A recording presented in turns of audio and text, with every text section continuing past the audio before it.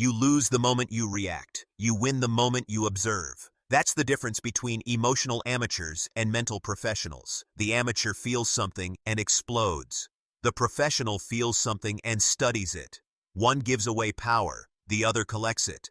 Every time you react, angrily, impulsively, defensively, you hand someone else the keys to your mind. You let them steer your emotions. You let them decide how you feel, how you act, and how much peace you lose. You cannot master your life if you cannot master your reactions. You've been trained since childhood to react, to argue back when criticized, to defend when doubted, to prove when underestimated. But reacting doesn't prove strength, it proves insecurity. It says, "You got to me." It says, "You control my emotional temperature." And here's the truth most people never accept. You can't control the world, but you can control your response to it. That's the only control that matters. You can't stop people from judging you. You can't stop circumstances from surprising you. You can't stop life from testing you. But you can stop yourself from being ruled by it. That's what observation is. It's not passivity, it's precision. Think about a chess master. When their opponent moves a piece, they don't slam the table and say, "How dare you?" They watch, they analyze, they anticipate, because the calm player always sees more of the board. It's the same with life. Every argument, every betrayal, every insult, each one is just a move on the board, and you can react emotionally or respond intelligently. You can't do both. You are not your emotions. You are the observer. Say that again. You are not your emotions. You are the observer. When anger rises, don't drown in it. Watch it. When fear speaks, don't obey it. Study it. When someone provokes you, don't perform for them. Pause. You are not the storm, you are the sky watching it pass. That's the key. Observation is freedom. Reaction is bondage. Look at the calm negotiator. Everyone shouting across the table, trying to dominate the conversation. But the negotiator leans back. He listens. He observes tone, not just words. He measures reactions, not just arguments. While others compete for noise, he gathers information. And then, at the right moment, he speaks. Calmly, clearly, decisively. That's how you win without force. That's how you command respect without raising your voice. You don't need to dominate the room. You just need to stop reacting to it. Now look at the athlete who keeps composure under pressure. Down by 10 points, crowd screaming, cameras flashing. He doesn't panic, he breathes. He slows time down because he knows panic is expensive. He knows emotion clouds execution. He understands what most people forget. The calm mind performs. The reactive mind collapses. That's true in sports. That's true in business. That's true in life. And then there's the composed leader. When everything goes wrong, everyone looks to them. If they panic, the team falls apart. If they stay steady, the team follows. Why? Because leadership is energy management. It's about emotional gravity. The calm person pulls the chaos back to center. That's what observation does. It creates gravity. Here's the truth. Reacting is easy. It's lazy. It's automatic. It takes no self-awareness to snap, to yell, to post, to lash out. But to observe, that's discipline. To feel something strong and not let it dictate your behavior, that's mastery. That's where your power hides, in the pause between emotion and action. That split second is your entire life's turning point. You can ruin your peace with one reaction or protect your peace with one pause. Here's what to do starting today. When something triggers you, stop and breathe. 3 seconds. That's it. You'll be shocked how long 3 seconds actually feels when you're angry. In those 3 seconds, you'll find a choice. The choice to respond with power instead of panic. The choice to think instead of feel. The choice to lead yourself instead of being led by emotion. Because that's what it comes down to. You have a choice every time. You can't choose what happens to you, but you can always choose what you do next. That's where freedom begins. When you stop reacting, people start revealing. They show you who they are when you don't feed their need for attention. They show you their insecurities when you refuse to mirror their drama. They lose power the moment you stay calm. You'll start to notice something magical. The more unbothered you become, the more control you have. And not just over others, over yourself. Because the truth is, emotional control is not about dominating others. It's about not being dominated by yourself. Think of it like emotional judo. The enemy attacks with words, attitude, manipulation. You don't block it with emotion. You redirect it with awareness. You don't meet force with force. You meet it with balance. That's the strategy of detachment. That's how you win battles without fighting them. But here's what's hard for most people. Observation feels like weakness at first.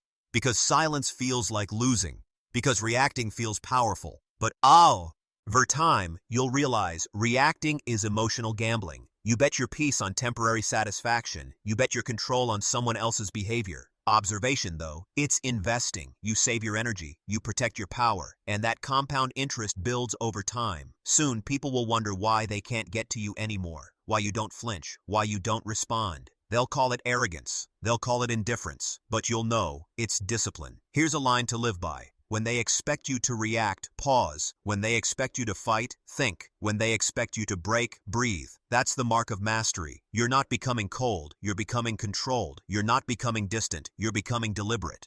You're not running from emotion, you're running your emotion. You are not your emotions, you are the observer. Repeat it until it becomes identity, because once you internalize that truth, you become unshakable. And the world can't manipulate an unshakable person. So today, stop reacting, start observing. Let them do what they do. Let them say what they say. You stay still, you stay centered, you stay in command, because the one who stays calm wins, always. You just learned the foundation of emotional detachment. Observation over reaction. You mastered the pause, the silence, the awareness. But awareness is only step one. Now, it's time to build control. Because control is the next layer of power. You stopped reacting. Now, you'll learn how to stay in control no matter what happens. People misunderstand emotional detachment. They think it means not caring, not feeling, not connecting. They call it cold. They call it distant. But that's not detachment. That's emotional shutdown. And that's not strength. That's avoidance. True detachment is something very different. It's not about cutting yourself off from emotion. It's about commanding it. It's the ability to feel deeply without drowning, to experience everything without letting anything own you. It's emotional clarity under pressure. It's control, not coldness. You're not meant to live numb.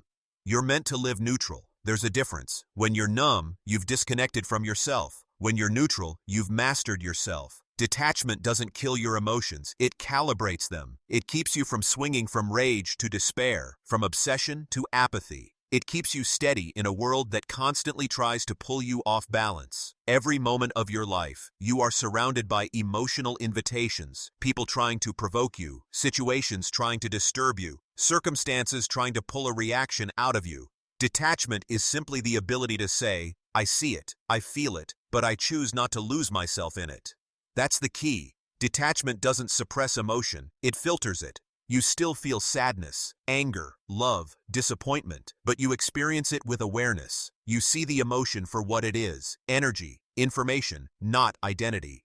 You learn to step back, take a breath, and decide what deserves your attention and what doesn't. The truth is, you'll never escape emotion. You're human, but you can escape emotional slavery. That's what detachment gives you. The power to stay stable when solid. The world tries to shake you. Look at emotionally intelligent people. They don't avoid feelings, they manage them. They don't deny pain, they regulate it. When they're angry, they pause before they act. When they're sad, they allow themselves to feel it without letting it take over their days. When they're disappointed, they don't spiral into self-pity. They analyze, they adapt, they move forward. That's the core of emotional detachment. It's not a wall, it's a filter. A boundary between what enters your mind and what stays out. And yes, people will misunderstand you. When you start practicing detachment, they'll call you cold. They'll say you've changed. They'll accuse you of not caring.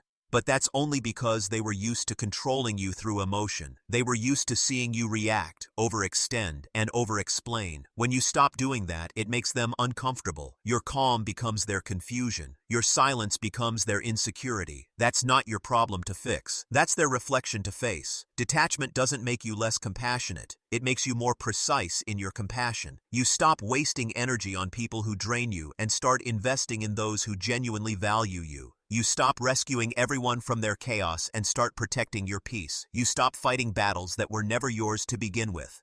Let's be honest, most people are emotional addicts. They're addicted to drama, to intensity, to the highs and lows of reaction. They confuse stimulation for connection. They believe love must hurt to be real. They believe peace means boredom. But that's because they've never experienced what true inner stillness feels like. When you learn to detach, you break that addiction. You stop craving emotional chaos. You stop chasing emotional validation. You realize that peace is not dull, it's power. It's the foundation that allows you to think clearly, work effectively, and love intentionally. When you start choosing calm, it's not because you don't care, it's because you finally do. You care about your mind, you care about your focus, you care about not wasting your days on what doesn't serve you. You care enough to protect your energy. That's the difference between emotional people and emotionally disciplined people. Emotional people let the world set their temperature. Disciplined people set their own. And that's where control comes in. Control isn't about suppressing emotion, it's about steering it. Think of it like driving a car. The goal isn't to remove the steering wheel or ignore the road. It's to stay in command when conditions change. Emotions are the weather. Control is your vehicle. Some days will be clear, others stormy, but your hands stay firm on the wheel. When you feel anger, don't shame yourself for it. Just ask, what triggered this? What belief or fear did this touch? That's awareness. When you feel sadness, don't drown in it. Ask, what is this sadness trying to teach me? That's growth. When you feel love, don't lose yourself in it. Ask, how can I love without abandoning my boundaries? That's wisdom. Detachment doesn't mean absence of emotion. It means presence of mind. In life, you will constantly face people who will try to get a reaction from you. Intention, ally or not, they'll test your patience, they'll criticize you, they'll try to guilt you into explaining yourself. And if you're not grounded, you'll fall right back into old habits, defending, proving, reacting. But when you're detached, you stop playing that game. You don't explain your peace. You don't negotiate your worth. You don't let anyone drag you into emotional turbulence. You observe. You understand. You stay calm. That's real control. That's emotional maturity. And yes, sometimes that control will look like walking away from conversations that go nowhere. It will look like choosing not to text back. It will look like saying less when you want to say more. It will look like smiling when someone tries to provoke you. Control often looks like nothing from the outside, but it changes everything on the inside. It's not about proving strength, it's about protecting stability. You don't need their permission to be at peace. You don't need their agreement to stay calm. You don't need their validation to know you're right. Control is quiet. Control is internal. Control is invisible to those who live loudly in their emotions. That's why emotionally detached people seem mysterious. They don't give their energy away carelessly. They don't respond to every stimulus. They don't need to explain their silence. They've learned that their energy is currency, and not everyone can afford it. You can start practicing this immediately. The next time you feel provoked, pause. Observe the emotion rise, like a wave. Don't fight it, and don't feed it. Let it pass. The moment it does, notice how much clearer your mind feels. That clarity, that space between stimulus and response, is where power lives. Emotional detachment isn't about becoming heartless. It's about becoming heart-strong. You stop letting your emotions drive your behavior, and you start letting your principles drive your emotions. That's the shift from chaos to control. It's not about being cold, it's about being composed. It's not about being distant, it's about being deliberate. It's not about being unfeeling, it's about being unshakable. And once you master that, you stop being reactive to the world and start being responsive to your purpose. You stop being a prisoner of emotional chaos and start being the architect of your inner calm. That's emotional detachment. That's control. You've learned now that emotional strength isn't about shutting down. It's about showing up with stability. You understand that calm isn't weakness, it's command. You know that control doesn't make you distant, it makes you dependable. And once you have that, you stop needing to prove your peace to anyone. Now that you've learned to control your emotions, it's time to learn where to direct that control. Because control without focus is wasted energy. The next step in mastering detachment is learning to stop chasing validation, learning to stop giving your power to other people's opinions. You've built your foundation of calm. Now it's time to reclaim your power. You give away more power through opinions than through anything else. Every time you change who you are to fit what someone else expects, you trade authenticity for approval. Every time you shrink your truth because you're afraid of being judged, you sacrifice freedom for comfort. That's the invisible transaction that drains people quietly every single day. The moment you start living for other people's opinions, you stop living for your own growth. You start managing perception instead of managing progress. You start polishing your image instead of building your reality.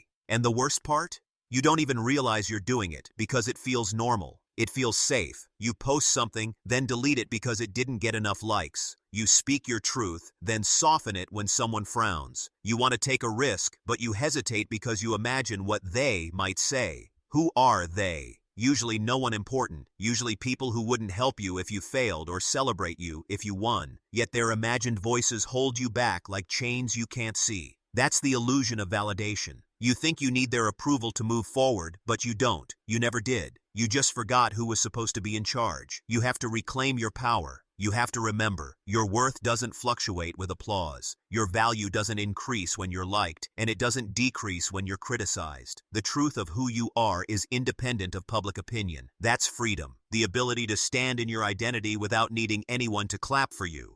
Most people never find that freedom because they were trained from birth to please. Parents reward obedience. Teachers reward conformity. Society rewards compliance. From a young age, you were told not to make others uncomfortable. Don't be too loud. Don't be too ambitious. Don't be too different. So you learn to perform. You learn to adapt. You learn to shape-shift your personality to avoid rejection. But every performance costs you authenticity. And every time you betray yourself to keep the peace, a little part of your power dies quietly. Reclaiming your power begins with one radical truth. You don't need their permission. You don't need permission to speak your mind. You don't need permission to follow your path. You don't need permission to walk away from what doesn't align. You are allowed to define your own standard of success and your own measure of peace. And yes, people will judge you for it. They'll criticize your silence. They'll question your choices. They'll misunderstand your detachment. But here's the irony. They only judge what they secretly wish they had the courage to do. The confident person triggers the insecure one. The peaceful person triggers the chaotic one. The authentic person triggers the fake one. That's not your problem to solve. That's their mirror to face. When someone gives you their opinion, pause before reacting. Ask yourself, who is this person to me? Do they live the kind of life I want? Do they demonstrate the wisdom I respect? If the answer is no, then why are you giving their voice more weight than your own?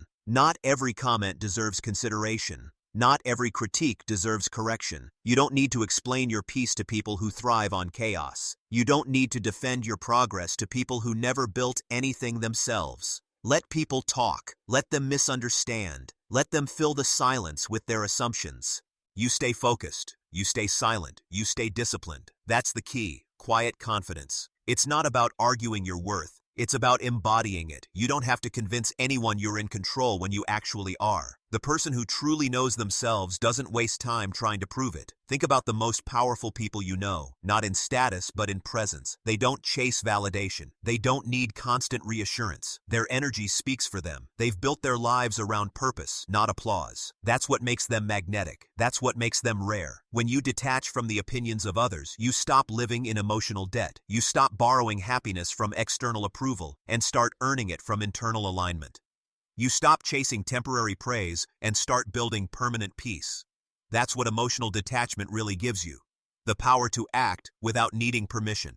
When you realize that opinions are just reflections of other people's insecurities, you start to see criticism differently. Every insult is projection.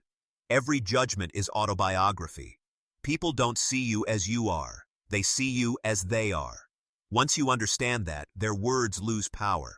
You have to remind yourself daily, people are allowed to misunderstand you. You are allowed to keep growing anyway. People are allowed to disapprove.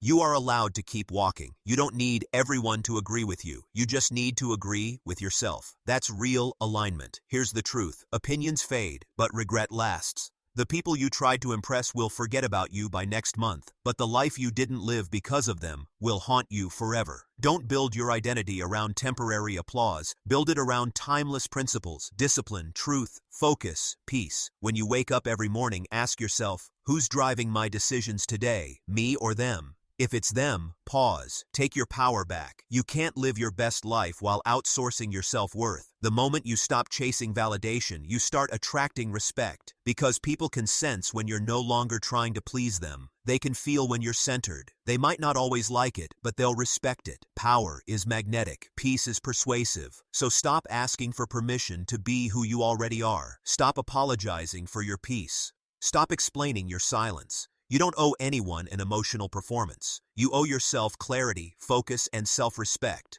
The truth is, the people who really matter, the ones who genuinely care, won't require performance. they'll respect your boundaries, they'll understand your detachment, they'll love your calm because they've done the work to find their own. Reclaim your power by choosing peace over performance. Reclaim your focus by choosing growth over approval. Reclaim your self-worth by choosing discipline over attention. You don't need everyone to understand you. You just need to understand yourself deeply enough that misunderstanding doesn't shake you. And that's what emotional mastery looks like. Not arrogance, not indifference, but a quiet knowing that your value isn't up for debate. So from this moment on, stop living as if you owe the world an explanation. You do. And you owe yourself alignment. You owe yourself peace. You owe yourself the life that feels right, not the one that looks right. Let people talk. Let them assume. Let them misunderstand. You stay grounded. You stay focused. You stay free. That's how you reclaim your power. From the noise, from the pressure, from the invisible expectations that have owned you for too long. You take it back by remembering who you were before the world told you who to be. You've just learned how to detach from opinions and rebuild your self-worth from the inside out.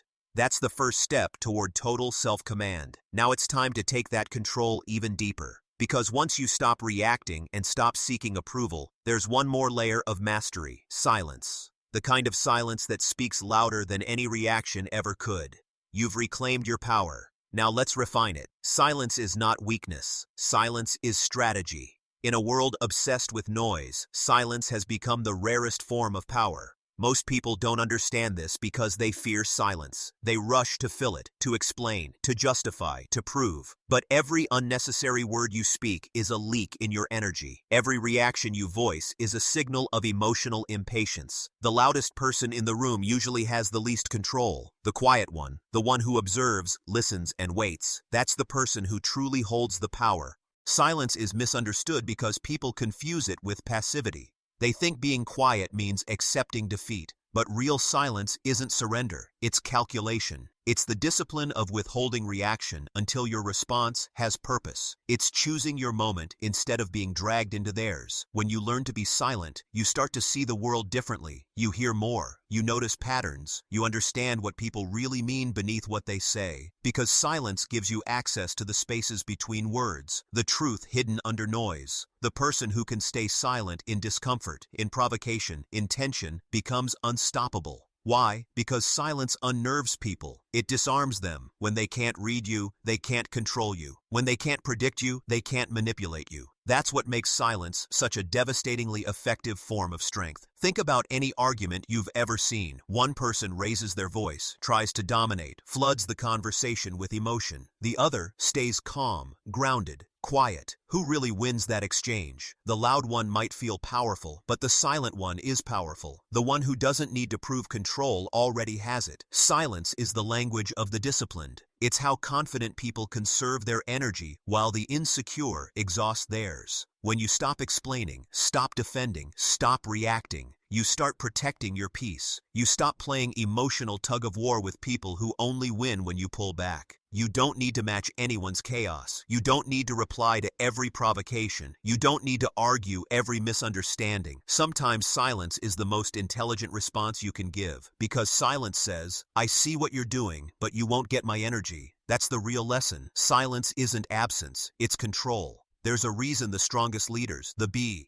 set negotiators, the most composed thinkers all master the art of silence. It's not that they don't have something to say, it's that they understand timing. They understand that power comes from patience. When you speak less, your words carry more weight. When you wait longer, your actions have more precision. The truth is, silence teaches you more than speaking ever could. When you're silent, you start to listen, not just to others, but to yourself. You begin to hear your thoughts, your impulses, your fears. You start to notice how often you talk just to fill space, just to feel important, just to avoid stillness. That's when you realize silence is not empty. It's full of answers. Silence trains emotional control. When you're quiet, you confront your need to be validated, your compulsion to prove, your addiction to attention. And when you can sit through that discomfort without breaking, you become mentally unshakable. Because here's the truth: silence is a mirror. It reflects your level of inner peace.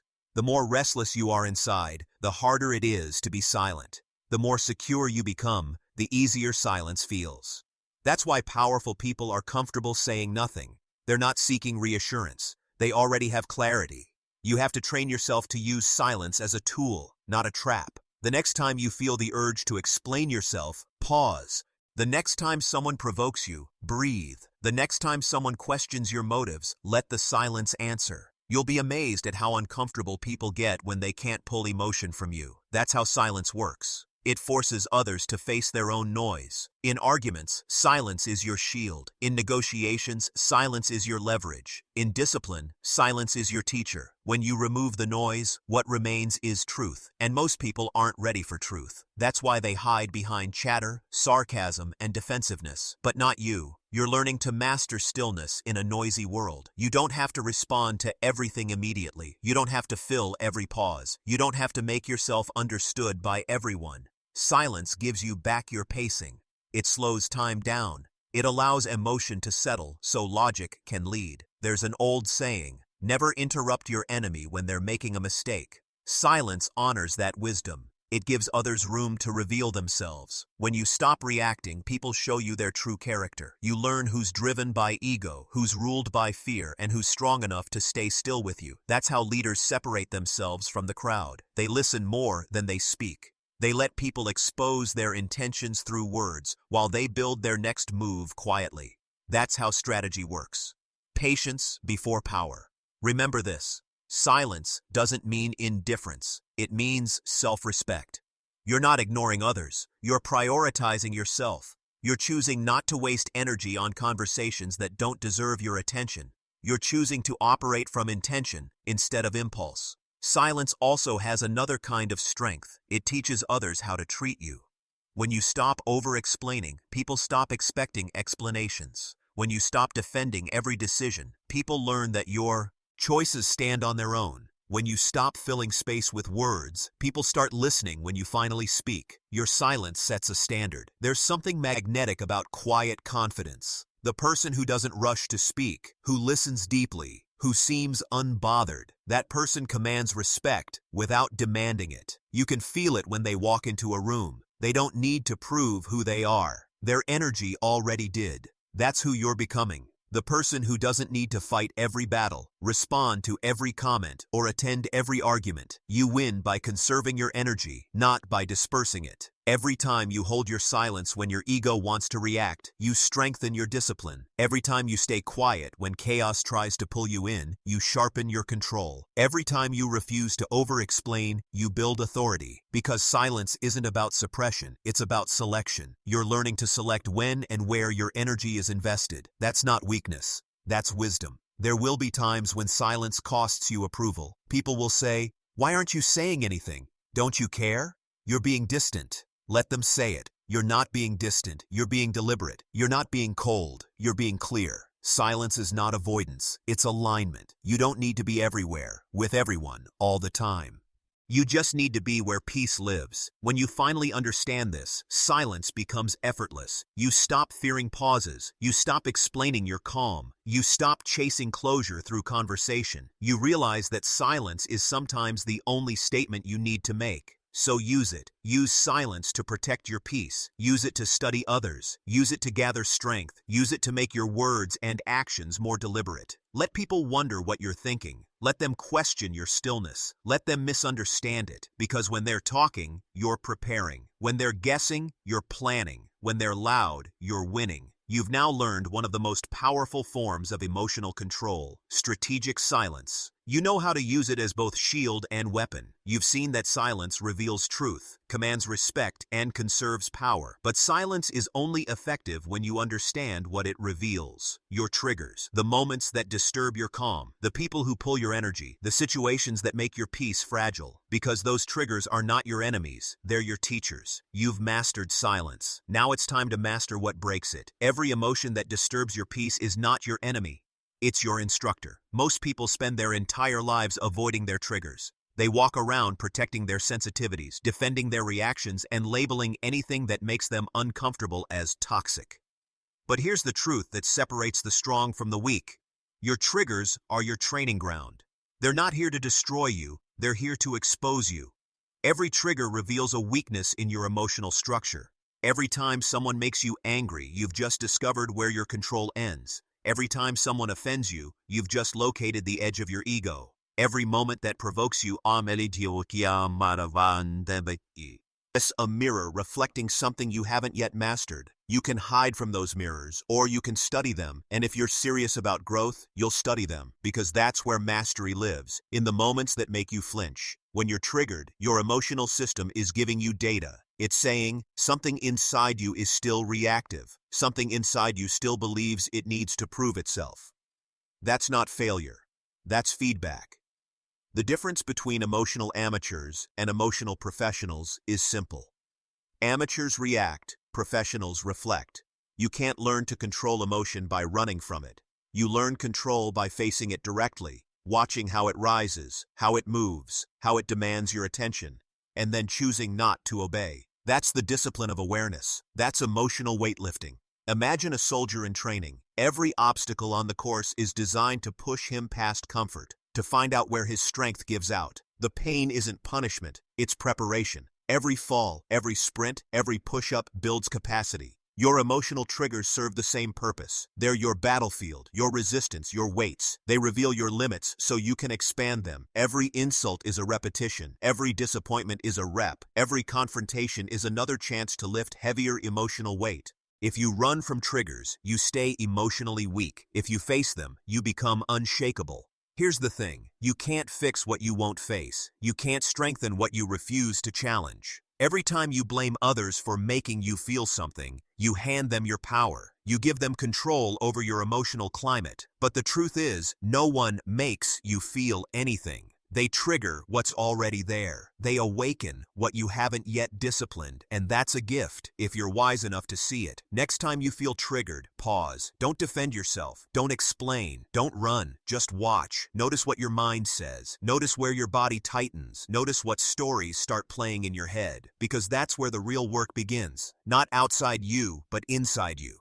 You might realize that you weren't really angry at the person. You were angry at the truth they exposed.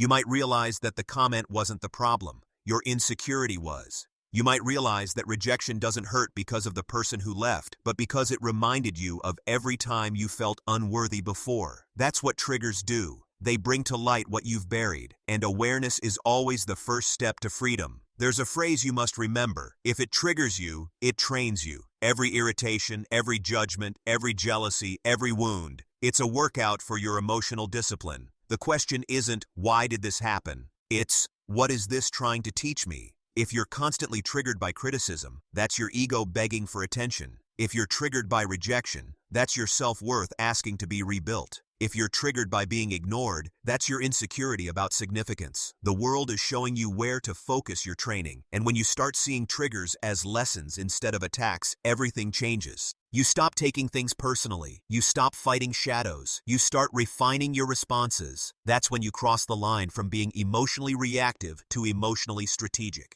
Emotional strategy means using every trigger as a tool for self-evolution. You don't just cope, you transform. You turn pain into precision. You turn chaos into clarity. You turn reaction into reflection. Here's how you train that skill in real time. The next time you're triggered, take a breath before reacting. Create space between the emotion and the action. In that space, ask yourself 3 questions. 1. What am I actually feeling right now? 2. What fear or belief is this emotion protecting? 3. What would my higher self do in this situation? Answer honestly, not defensively. Because that's how you build awareness, layer by layer. Then act, not from impulse, but from intention. The more often you do this, the more emotional stamina you build. You'll find yourself reacting less, observing more. You'll notice that what used to irritate you barely touches you. What used to break you now teaches you. That's what emotional strength looks like. It's not about suppressing feelings, it's about mastering them. It's not about avoiding conflict. It's about not losing yourself in it. It's not about pretending to be calm. It's about being calm, because you've trained your inner world to stay grounded. Think of the calm leader in crisis, the one who doesn't shout, doesn't panic, doesn't project. They feel the pressure, but they don't let it dictate their next move. Why? Because they've been here before. They've trained for this. Every trigger they faced in the past was preparation for the moment when staying calm would matter most. That's you. That's who you're becoming. You don't need to fear being triggered anymore. You welcome it. Because every emotional storm you survive teaches you how to stay steady through the next one. That's the point. Not to escape difficulty, but to outgrow it. The world won't stop testing you. People will still provoke. Circumstances will still challenge. But once you understand that every test is training, nothing scares you anymore. You start to see life as a gym for the soul. Every hardship builds strength. Every insult builds patience. Every disappointment builds faith. You're not a victim of triggers. You're a student of them. That's the mindset that turns chaos into clarity.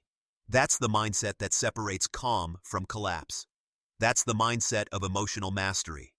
From now on, when something triggers you, don't ask, why is this happening to me? Ask, what is this teaching me about me?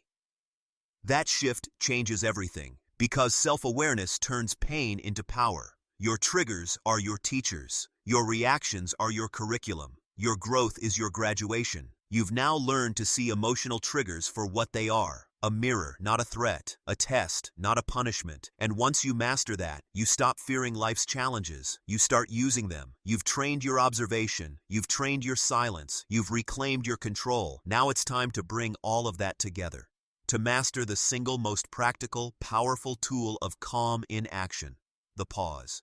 You've seen what happens when you react. You've seen and what happens when you get triggered. Now it's time to learn how to pause, and in that pause, create power. The strongest minds don't move fast. They move deliberately. They don't rush to respond. They pause, process, and then act with precision. That pause, that small, silent space between emotion and action, is where power lives. It's invisible, but it changes everything. It's the moment between being triggered and staying calm. It's the difference between losing control and leading yourself. It's what separates those who keep repeating the same emotional mistakes from those who finally master themselves. The pause is not hesitation. It's discipline. It's awareness choosing strategy over impulse. Most people confuse movement with progress, reaction with power, noise with presence. But every time you rush to reply, argue, defend, or prove, you lose the one thing you can never afford to lose: your center. You have to understand this. The pause isn't weakness. It's your internal reset button. It's how you reclaim control before emotion takes the wheel. You cannot think clearly when adrenaline is running the show. You cannot make wise choices when your ego is speaking louder than your reason. The pause is how you slow that noise down long enough to see reality clearly again. When something angers you, before you speak, pause. When someone disappoints you, before you decide, pause. When life throws a shock, before you react, pause. That single breath can save you from hours, days, even years of regret. It's not about suppressing your feelings. It's about giving them time to settle so you can respond from intelligence, not emotion. Think of it like water. When it's stirred up, it looks muddy and unclear. But if you let it sit still long enough, everything settles and you can see through it again. That's what the pause does for your mind. The pause is emotional maturity in action. It's the trained instinct to breathe instead of break. It's how you reclaim your authority in moments when everything inside you wants to explode. Because here's the truth: emotion is natural, but reaction is optional. In every high-pressure situation, the person who pauses first holds the most power, because while others are losing control, you're gathering data, you're observing, not absorbing, you're assessing, not assuming. That's what makes you dangerous, not in aggression, but in accuracy. Let's take an example. Think of a skilled negotiator. The other person makes a demand, a statement, a threat, and then goes silent. Most people panic in that silence. They rush to fill it, to explain, to justify. But the disciplined negotiator doesn't move. They let the pause do the work. They know silence forces the other side to show their hand. That's how control is exercised, not through constant action, but through controlled restraint. It's the same in life. Your pause is your leverage. Your pause is your protection. Every time you practice it, you're reinforcing your inner structure, building emotional muscle. Most people don't pause because they fear what lives in silence. When they stop reacting, they're forced to face themselves, their insecurities, their fears, their pain. That's why they stay busy, loud, reactive. But maturity means learning to sit in that silence, see without running from it. The pause forces you to meet the parts of yourself you've been avoiding, and that's where growth begins. Here's the reality. The pause is uncomfortable at first. It feels unnatural. Your body wants to speak, to respond, to do something. But that discomfort is the training itself. Every time you resist the urge to react, you're rewiring your emotional patterns. You're teaching your nervous system that stillness is safety, not threat. Try this. The next time someone says something disrespectful and you feel that heat rising, pause, breathe, 3 seconds. That's all it takes.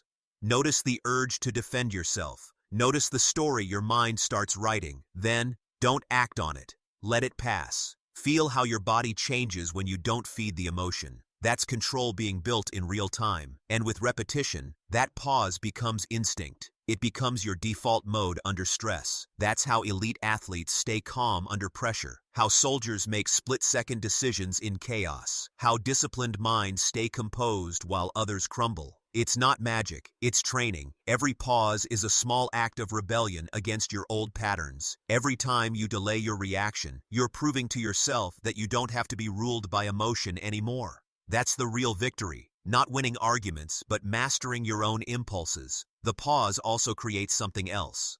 Perspective.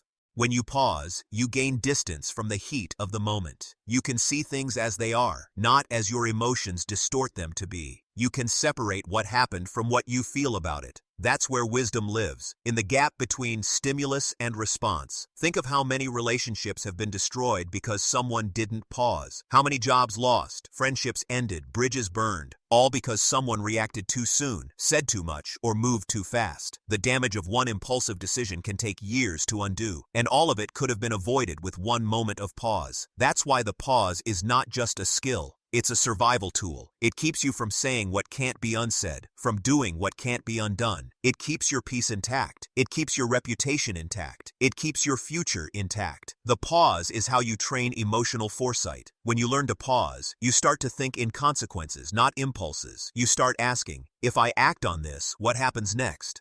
That's what separates the reckless from the disciplined. Foresight. And foresight begins with pause. Even physiologically, the pause changes everything. When you breathe slowly and consciously in that moment of emotion, you deactivate the body's threat response. Your heart rate lowers. Your thinking brain comes back online. You go from fight or flight to focus and lead. The pause literally brings your power back. This is what you must remember. Every pause is a choice. You always have one. You can't always control what happens, but you can always control the space between what happens and what you do next. That space is your life's steering wheel. The quality of your choices depends on the quality of your pauses.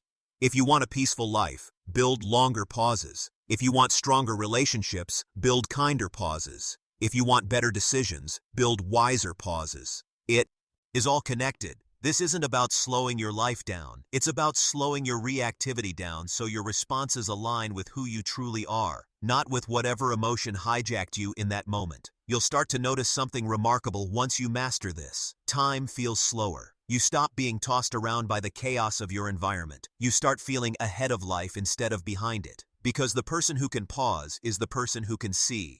And the one who can see clearly always wins. So practice the pause. Make it your habit. Make it your protection. Make it your power. Because in that pause, you'll find clarity, composure, and command. 3 traits of every mentally strong human being. The world around you will keep getting louder. People will keep trying to pull you into reaction. Life will keep testing your emotional discipline. But if you can pause, if you can hold your silence for just one breath, you'll realize that no chaos can touch you unless you let it. You've now mastered the power of stillness in motion, the pause that holds your peace together when everything else is falling apart. But there's one more challenge waiting, one that every strong mind must face, because no matter how calm or composed you are, there will always be voices, judgments, and lies that test your confidence. The next lesson is not about staying still, it's about staying sure. You've learned how to pause. Now it's time to learn how to let go of the need to be right, of the need to be understood, of the need to correct every false story. One of the greatest signs of strength is the ability to stay silent while being misunderstood. Most people can't do that. They need to defend, they need to explain, they need to correct. But every time you rush to prove yourself to someone, you surrender a piece of your peace. You hand them your energy. You tell them, your opinion of me matters more than my truth. Letting people be wrong about you is one of the hardest forms of emotional detachment.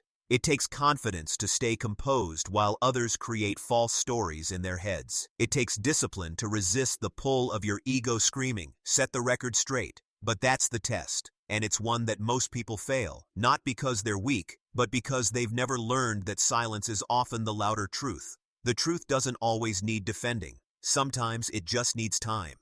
You can't stop people from misunderstanding you. You can't stop them from gossiping, twisting your words, or doubting your motives. You can't stop them from seeing you through the fog of their own insecurities. But you can stop yourself from reacting. You can stop yourself from needing their understanding as proof of your worth. That's emotional maturity. To know the difference between who you are and what they think you are. You must learn this truth. You don't need to correct every misunderstanding. You don't need to fix every false narrative. You don't need to be understood to be at peace. The need to be understood is the ego's last form of dependency. People will always see you through their own lens, a lens colored by jealousy, insecurity, bias, or projection. And no matter how carefully you explain yourself, they'll hear you according to their level of awareness, not your level of truth. You can't control perception, you can only control presence. That's the key. The person who needs to be seen as good, as right, as perfect, is still enslaved to others' approval. But the person who is content with being misjudged is finally free. Letting people be wrong about you isn't about indifference, it's about wisdom. It's the understanding that you don't win by convincing people. You win by continuing your work, your purpose, your path. Think about history. Every visionary, every leader, every disruptor was misunderstood first. They were mocked, doubted, criticized. But they didn't stop to argue with the world. They kept moving. They let time do the explaining. They let results speak. Your energy is better spent creating than convincing. When you're focused on explaining yourself to doubters, you take time away from proving yourself through action. Don't waste words on people committed to misunderstanding you, because here's the truth. The people who truly know you don't need an explanation, and the ones who demand one will never accept it anyway. You have to get comfortable with being misread. People will see your calm and call it arrogance. They'll see your silence and call it guilt. They'll see your distance and call it coldness. Let them. You don't owe anyone access to your peace just to prove you're kind. You don't need to perform transparency to appear honest. You don't need to share your side of every story to appear pure. You don't need to correct every lie to live in truth. The truth stands, even when no one claps for it. If you try to control how others see you, you'll spend your life reacting to their confusion instead of living from your clarity. Let people talk. Let them assume. Let them create their fiction. While they're busy writing stories about you, you'll be busy writing your future. You'll notice something beautiful happens when you stop defending yourself. Peace enters. You reclaim hours of your day that you once wasted on imaginary battles. You realize most misunderstandings were never personal. They were projections of other people's fears. You realize your silence doesn't mean defeat. It means direction. Because you're no longer trapped in reaction. You're focused on progression. Here's a truth most people never grasp. People's opinions of you are not about you. They're about them, what they fear, what they envy, what they wish they had the courage to do.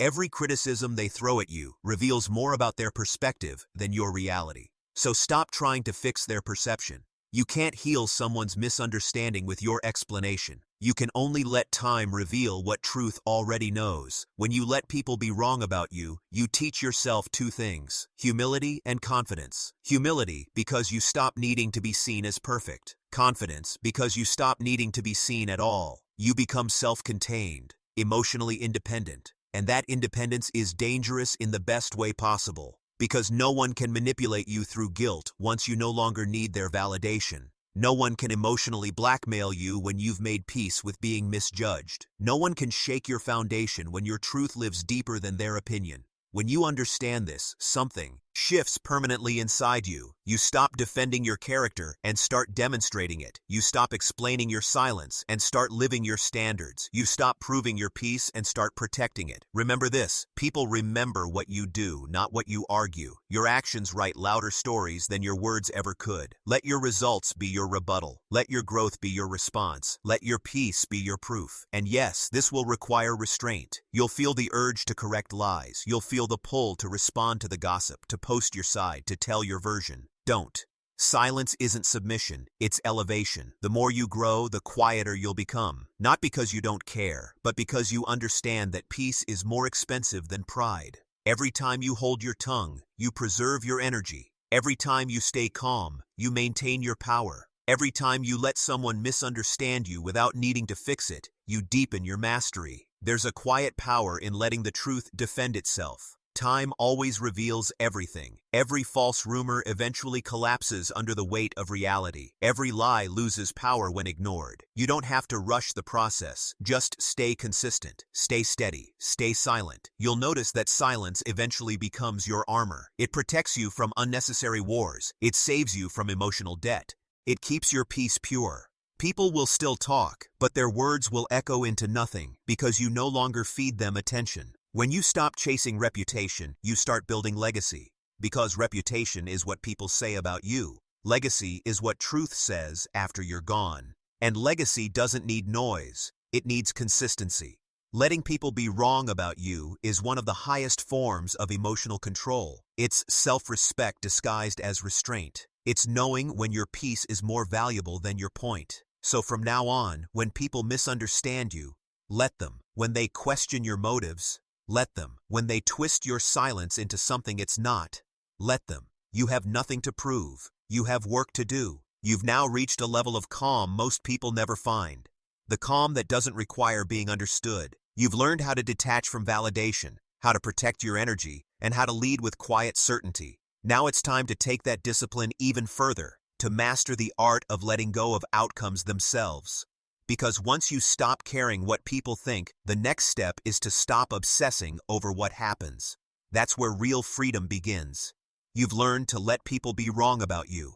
Now it's time to let life unfold without needing control. At some point in your life, you have to stop waiting for the apology that's never coming. You have to stop needing people to understand what they broke. You have to stop chasing the closure that only chaos can promise. And instead, give yourself the peace they were never capable of giving you. Closure is one of the most misunderstood concepts in emotional healing. People believe closure comes from conversation, from confrontation, from the final moment where both sides understand and forgive. But real closure doesn't come from others. It comes from acceptance. It's not about what they finally say.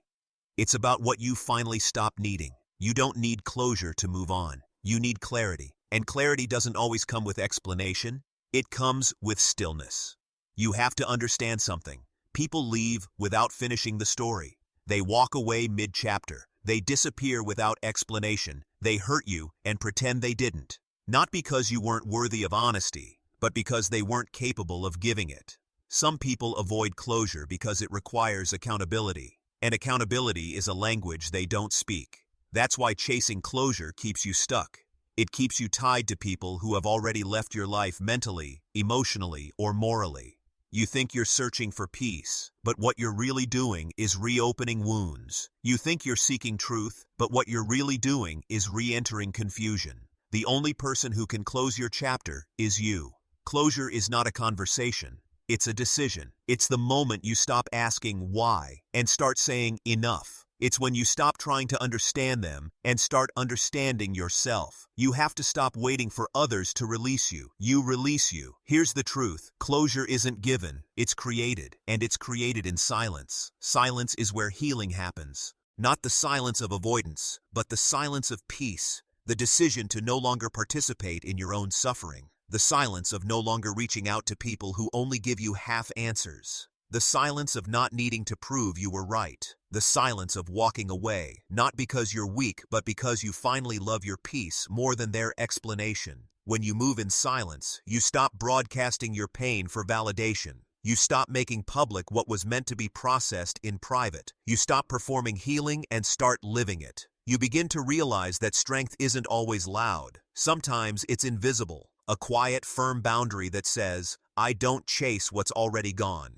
Moving in silence doesn't mean you don't care. It means you care differently now. You care about your sanity, your focus, your future. You care about protecting your energy more than proving your innocence. You care about peace more than you care about being right. There's freedom in walking away without an audience. There's dignity in leaving quietly. There's wisdom in not giving your departure a speech, because not everyone deserves to hear your reasons. Some people don't deserve your words. They deserve your absence. Think about it. Every time you chase closure from someone who's already shown you their character, you're reopening the door for more disappointment. You're giving them another opportunity to confuse you, another chance to lie, another round of emotional instability.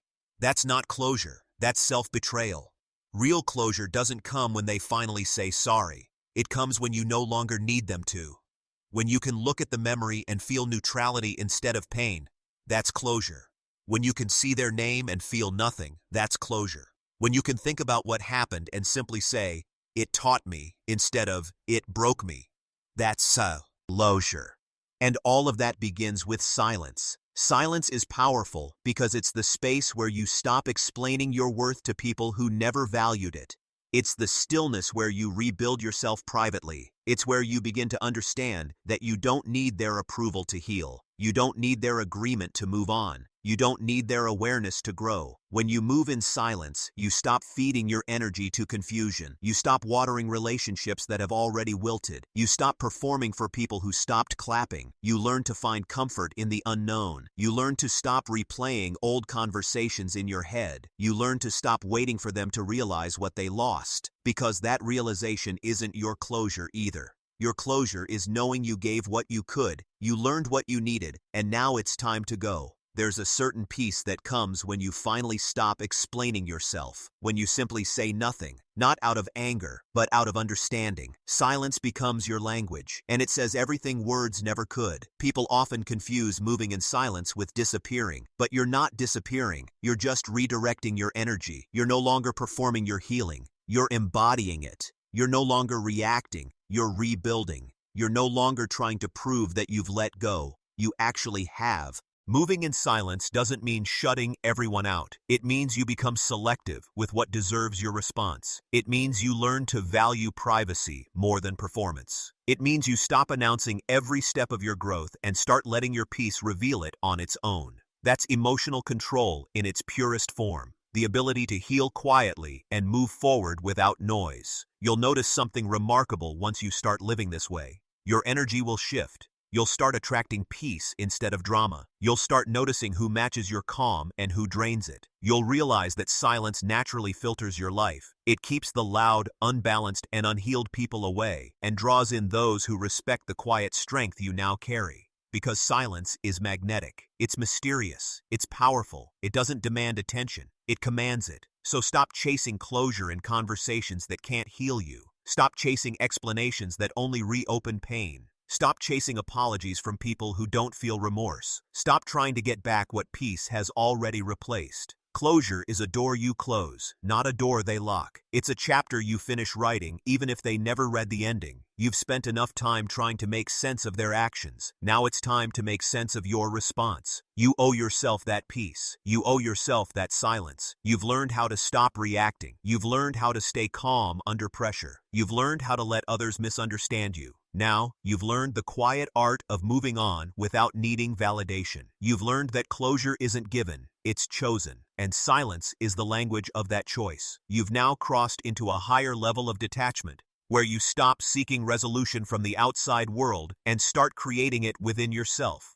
But there's one final step on this path to total emotional control. Because even after you've learned to walk away quietly, one attachment remains, the outcome itself. You still crave certainty. You still want things to go your way, and that's the next test. You've stopped chasing closure. Now it's time to stop chasing control. The deepest form of control is letting go of control. The highest level of emotional mastery is when you no longer live addicted to results. You see, most people live in tension because they are attached to outcomes. They measure their worth by what happens, by what they receive, by how others respond. When things go their way, they feel strong. When things don't, they collapse. That is the slavery of expectation. A quiet cage built out of conditions. To master detachment, you must free yourself from that cage. You must learn to act without needing assurance, to do the work without demanding the reward, to stay disciplined without expecting recognition.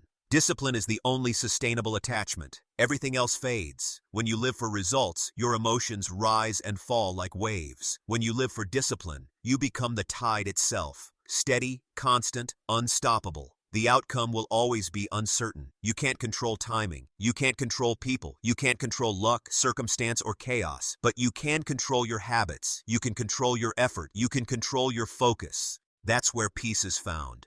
Not in what happens, but in how you show up for it. You have to decide what kind of person you want to be. The one who reacts to outcomes or the one who creates them. The person who reacts to outcomes rides emotional roller coasters. They work hard only when results look good. They give their best only when recognition is promised. They quit when things feel uncertain. But the disciplined person, they stay consistent regardless. Their effort doesn't depend on outcome. Their energy doesn't depend on applause. Their focus doesn't depend on comfort. That's real freedom. When your consistency no longer depends on conditions. Outcome attachment is emotional addiction. You become addicted to seeing progress, addicted to being praised, addicted to feeling in control. But that addiction is subtle. It hides behind ambition. It disguises itself as drive. It says, I'm just passionate. But passion without discipline is dependency, a craving for reward, not a commitment to purpose.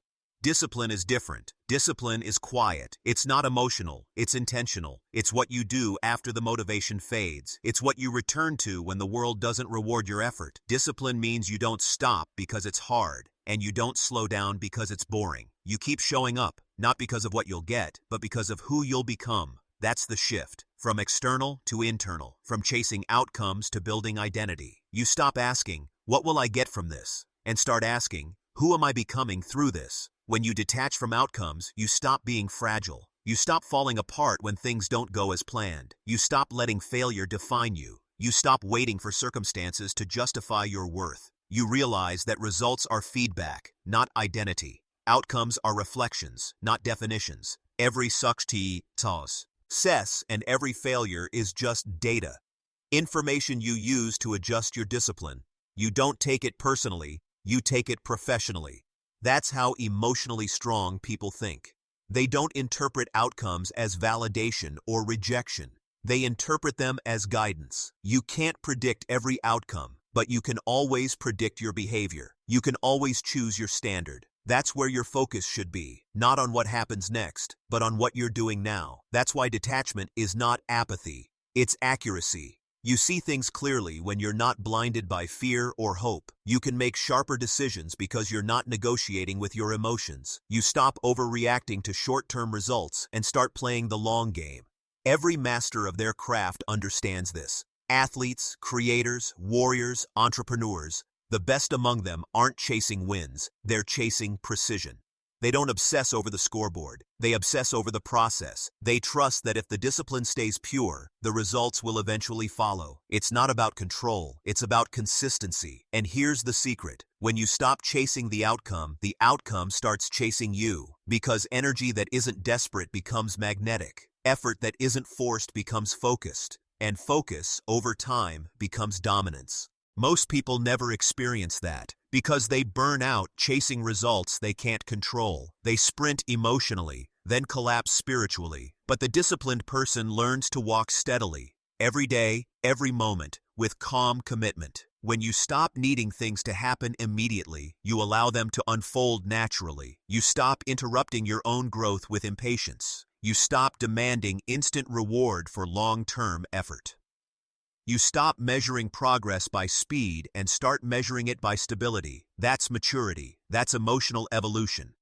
Here's the truth. You'll never eliminate uncertainty. You'll never have full control, but you can learn to stay grounded regardless. That's what emotional detachment really means. Staying rooted while life moves unpredictably around you. It means you show up whether the world notices or not. You train whether anyone's watching or not. You keep your standards high even when results are slow. Because your discipline is not negotiable. It's who you are. When you live this way, your confidence changes. It no longer comes from achievements. It comes from self-trust. You stop saying, I hope it works out, and start saying, I'll handle whatever happens. That's power. Not the power to control life, but the power to remain unshaken by it. When you detach from outcomes, you also detach from comparison. You stop competing with others because you realize everyone's journey has different timing. You stop resenting those who succeed faster because your peace isn't tied to their results.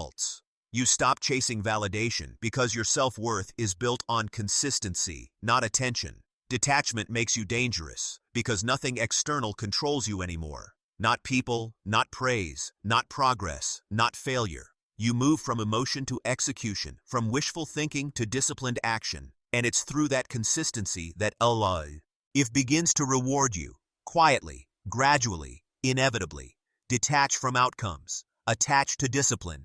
That's how you build resilience that can't be broken, focus that can't be stolen, and peace that can't be disturbed. Every time you catch yourself worrying about how things will turn out, remind yourself the outcome isn't your job.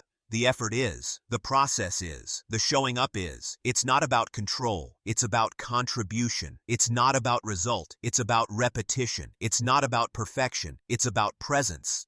Let go of needing everything to make sense right now. Life doesn't move according to your schedule, it moves according to your strength, and your strength is built through patience, persistence, and presence. When you stop chasing outcomes, you stop chasing happiness. You realize that peace isn't waiting at the finish line, it's in the way you run. You've now reached the highest level of detachment, where your emotions no longer control you, where other people's opinions no longer define you, and where outcomes no longer determine your worth.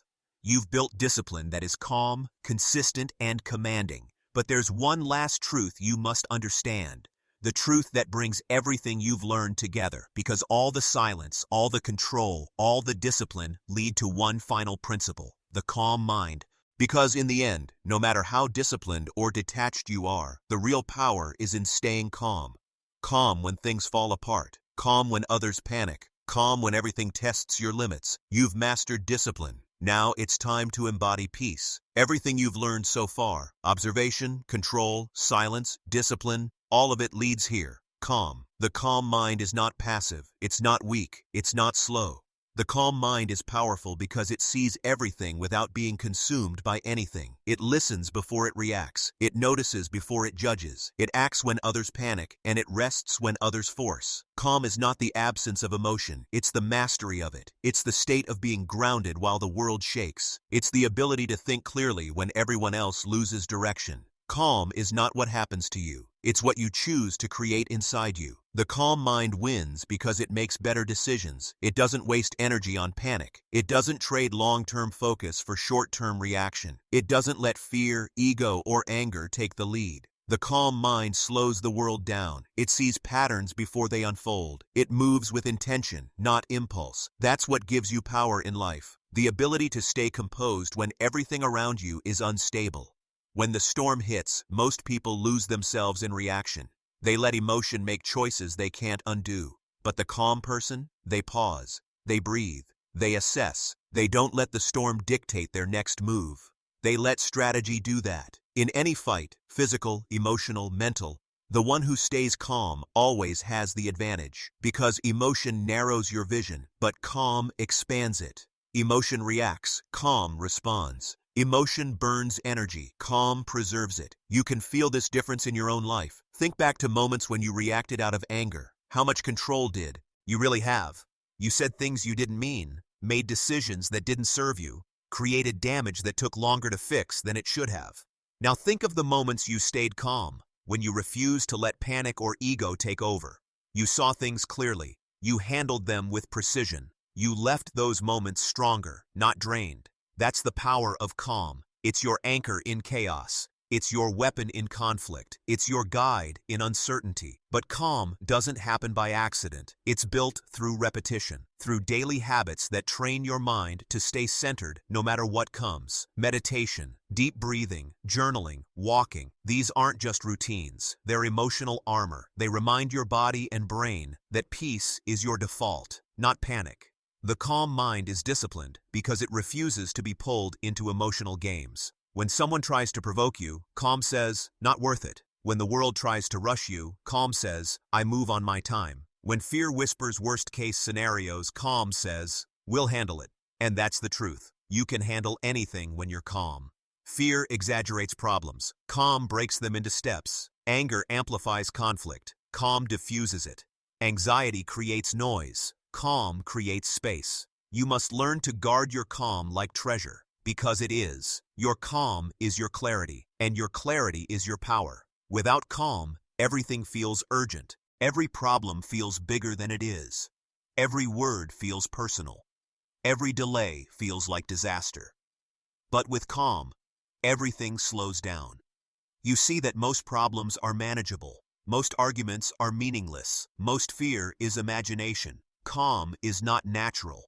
It's trained, and it's trained through consistency. You don't build calm in the middle of chaos. You build it before chaos. You practice it every day in small things so that when the big things arrive, you're ready. When someone cuts you off in traffic, stay calm. When someone disrespects you, stay calm. When plans fall apart, stay calm. These are your drills. Small tests that prepare you for the major storms of life. And when the real storm comes, when you lose the job, the relationship, the dream, you won't crumble. You'll breathe. You'll process. You'll rebuild. Because calm is not weakness, it's readiness. The calm mind is not attached to immediate results. It trusts time. It trusts process. It trusts its ability to endure. Calm minds build things that last because they're not distracted by chaos. They don't chase instant satisfaction. They build sustainable peace. The calm mind wins every battle, not by fighting harder, but by fighting smarter. When everyone else is shouting, you're thinking. When everyone else is rushing, you're observing. When everyone else is quitting, you're adjusting. Calm doesn't make you slow. It makes you strategic. Leaders, warriors, artists, thinkers, all of them operate from this same state of internal stillness. They understand that emotion clouds execution. They know that the moment they lose calm, they lose control. So they protect it at all costs. Calm doesn't mean doing nothing. It means doing what matters most. It means acting from logic, not pressure. It means knowing when to move and when to wait. The calm mind wins because it's patient. And patience isn't waiting.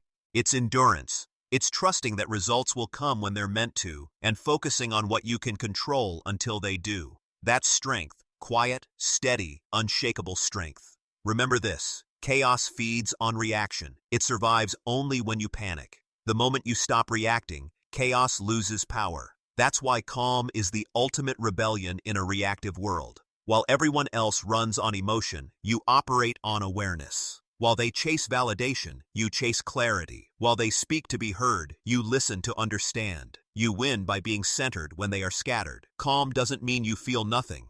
It means you don't let what you feel dictate your choices. You can acknowledge emotion without obeying it. You can witness the storm without becoming it. That's the final lesson in emotional detachment. To be in control, not because you suppress, but because you understand. When you master calm, you master life, because life will never stop testing you. But now, it doesn't matter. You've trained for this. You've built the habits. You've built the awareness. You've built the silence. And through it all, you've built the discipline to stay centered when others collapse. That's your power. That's your freedom. You are not your emotions. You are the observer. You are not the storm. You are the sky. So when life shakes you, stay still. When others lose their composure, stay centered.